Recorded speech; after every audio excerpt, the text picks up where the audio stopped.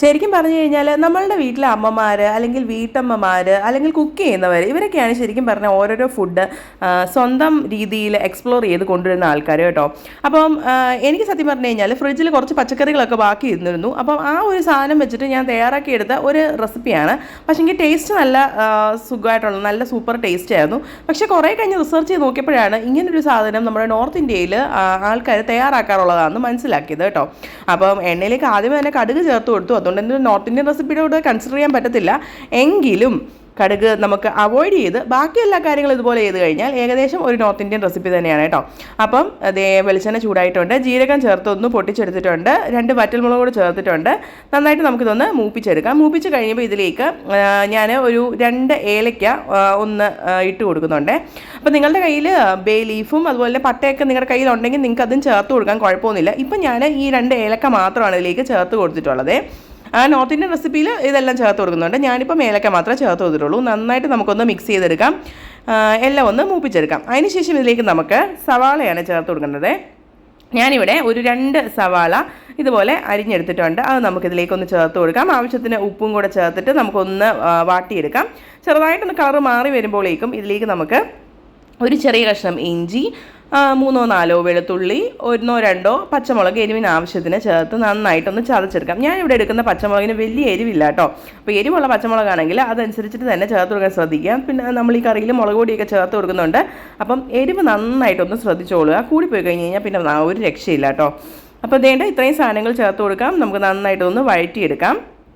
സവാളയുടെ നിറമൊക്കെ ഒന്ന് ചെറുതായിട്ട് മാറി വരുമ്പോഴേക്കും നമുക്കിതിലേക്ക് ചേർത്ത് കൊടുക്കേണ്ടത് 2 വലിയ പൊട്ടറ്റോ. അതിൻ്റെ തൊലിയെല്ലാം കളഞ്ഞ് നന്നായിട്ട് ക്ലീൻ ചെയ്തെടുത്ത് ഇതുപോലെ ക്യൂബ്സ് ആയിട്ട് അരിഞ്ഞെടുത്തതാണ്. അപ്പോൾ ആ ഒരു പൊട്ടറ്റോ നമുക്ക് നമ്മളുടെ ഇതിലേക്ക് ചേർത്ത് കൊടുക്കാം. അപ്പോൾ പൊട്ടറ്റോ നമ്മൾ ഈ സമയത്ത് ചേർക്കുന്നത് പറഞ്ഞു കഴിഞ്ഞാൽ പൊട്ടറ്റോ അല്പം വേവ് കൂടിയ ഒരു പച്ചക്കറിയാണ്. അപ്പോൾ ആദ്യമേ തന്നെ അത് നമ്മൾ ചെറുതായിട്ടൊന്ന് മൊരിയിച്ച് ചെറുതായിട്ടൊക്കെ ഒന്ന് വേവിച്ചെടുക്കുവാണെങ്കിൽ ബാക്കി സാധനങ്ങളൊക്കെ ഇട്ട് നമ്മൾ വേവിക്കുമ്പം ഈ പറഞ്ഞ പോലെ പൊട്ടറ്റോ പെട്ടെന്ന് തന്നെ വെന്തും കിട്ടും. മറ്റുള്ള സാധനങ്ങളൊന്നും അങ്ങനെ ഉടഞ്ഞും പോകത്തില്ല. അപ്പോൾ അതുകൊണ്ടാണ് കേട്ടോ ഇങ്ങനെ ചെയ്യുന്നത്. കുറച്ച് നേരം നമുക്ക് ഇതിൻ്റെ ഈ സവാളയുടെയും ഇഞ്ചിയുടെയും വെളുത്തുള്ളിയും കൂട്ടത്തിലിട്ട് നമുക്ക് ഈ പൊട്ടറ്റോ ഒന്ന് വഴറ്റിയെടുക്കാം. അപ്പോൾ ഒന്ന് വഴണ്ട് കഴിഞ്ഞ് കഴിഞ്ഞാൽ പിന്നെ നമ്മൾ ഇതിലേക്ക് ചേർത്ത് കൊടുക്കുന്നത് നല്ല ക്ലീൻ ചെയ്ത് നമ്മൾ കട്ട് ചെയ്ത് മാറ്റി വെച്ചിട്ടുള്ള കോളിഫ്ലവറാണ്. ഒരുപാടൊന്നും വേണ്ട, വളരെ കുറച്ച് മതി കേട്ടോ. അപ്പോൾ എൻ്റെ കയ്യിൽ ഫ്രിഡ്ജിൽ ബാക്കി ഉണ്ടായിരുന്ന കോളിഫ്ലവറാണ് ഞാനിപ്പോൾ ഇതിലേക്ക് ചേർത്ത് കൊടുക്കുന്നത്. അപ്പം കോളിഫ്ലവർ നമുക്കിതിലേക്ക് ചേർത്ത് കൊടുക്കാം. പൊട്ടയുടെ കൂടെ തന്നെ ഇട്ടിട്ട് നമുക്ക് അതും കൂടെ ഒന്ന് മൊരിയിച്ചെടുക്കാം. കറിയിലിടുമ്പോൾ പൊടിഞ്ഞു പോകാതിരിക്കാൻ വേണ്ടി കേട്ടോ ഇങ്ങനെ ചെയ്യുന്നത്. കോളിഫ്ലവർ, ബ്രൊക്കോളി, ക്യാബേജ് എന്നിവയ്ക്കൊക്കെ ഒരു ആൻറ്റി ക്യാൻസറൽ പ്രോപ്പർട്ടി ഉണ്ടെന്നാണ് പറയുന്നത്. അപ്പം ഇത് നമ്മൾ കട്ട് ചെയ്ത് ഏകദേശം 40 മിനിറ്റ് നമ്മൾ മാറ്റി വെച്ച് കഴിഞ്ഞാൽ ഇതിനകത്തു നിന്ന് സൾഫോറഫൈൻ എന്ന് പറഞ്ഞിട്ടുള്ള ഒരു ആൻറ്റി ക്യാൻസറൽ പ്രോപ്പർട്ടി അല്ലെങ്കിൽ ക്യാൻസർ ഫൈറ്റ് ചെയ്യുന്ന ഒരു സാധനം റിലീസ് ചെയ്യുമെന്നാണ് പറയുന്നത്. അതിനുശേഷം മാത്രം ഇത് നമ്മൾ ഫുഡ് കുക്ക് ചെയ്യുന്ന രീതിയിൽ കുക്ക് ചെയ്തെടുത്ത് കഴിഞ്ഞാൽ നല്ലതാണെന്ന് പറയുന്നത്. അപ്പം ഇങ്ങനെ കോളിഫ്ലവർ ട്രൈ ചെയ്തിട്ടില്ലെങ്കിൽ അങ്ങനെ ഒന്ന് ചെയ്ത് നോക്കാം കേട്ടോ. അപ്പം നമ്മൾ ചിലപ്പോൾ കുക്ക് ചെയ്യുമ്പം ഓവറായിട്ട് കുക്ക് ചെയ്ത് പോയി കഴിഞ്ഞാൽ ഈ ഒരു സൾഫോറഫൈൻ കുറച്ചൊക്കെ ഡിമിനിഷ് ആയി പോകാനുള്ള ചാൻസ് ഉണ്ട്. അപ്പോൾ അങ്ങനെയാണെങ്കിൽ കുറച്ച് കടുകും കൂടെ ചേർത്താൽ മതി. അതിൻ്റെ ആ ഒരു പ്രോപ്പർട്ടി നമുക്ക് റീറ്റെയിൻ ചെയ്യാൻ പറ്റുമെന്നാണ് പറയുന്നത്. അപ്പം ഇതുവരെ ചെയ്തിട്ടില്ലെങ്കിൽ അങ്ങനെ ഒന്ന് ചെയ്ത് നോക്കാം. ഈ ഒരു സാധനം പല ഡോക്ടേഴ്സും പറയുന്നത് കേട്ടിട്ടുള്ളതാണ് കേട്ടോ. അപ്പം അതും ഞാൻ നിങ്ങളോട് ഷെയർ ചെയ്യുന്നേ ഉള്ളൂ. ഇതിനെക്കുറിച്ച് ആധികാരികമായി അറിയുന്നവർ താഴെ ഒന്ന് കമൻറ്റ് ചെയ്തോളൂ കേട്ടോ. അപ്പം ഒരു ചെറിയ അറിവ് നിങ്ങൾക്ക് എല്ലാവർക്കും ഒന്ന് യൂസ്ഫുൾ ആവുന്നെങ്കിൽ ആയിക്കോട്ടെ എന്ന് കരുതിയിട്ടാണ് ഇപ്പം ഞാനിത് ഷെയർ ചെയ്യുന്നത്. അപ്പം നമുക്കിനി ബാക്കി നമ്മളുടെ കുക്കിംഗ് പ്രോസസ്സിലേക്ക് കിടക്കാം. നമ്മളുടെ പൊട്ടറ്റോയും കോളിഫ്ലവറും കണ്ടില്ലേ നല്ലതുപോലെ ഒന്ന് മൊരിഞ്ഞൊക്കെ വന്നിട്ടുണ്ട്. ഇനി നമുക്കിതിലേക്ക് കട്ട് ചെയ്ത് മാറ്റി വെച്ചിട്ടുള്ള നമ്മളുടെ തക്കാളി ചേർത്ത് കൊടുക്കാം. ഒരു അത്യാവശ്യം പഴുത്ത തക്കാളി, അത്യാവശ്യം വലിപ്പമുള്ള തക്കാളിയാണ്, അതാണ് ചേർത്ത് കൊടുത്തിട്ടുള്ളത്. ചെറുതാണെങ്കിൽ 2 ഒക്കെ ചേർത്ത് കൊടുക്കാം കേട്ടോ. അതിൻ്റെ പുളിപ്പ് നല്ല ടേസ്റ്റാണ് ഈ ഒരു കറിക്ക്.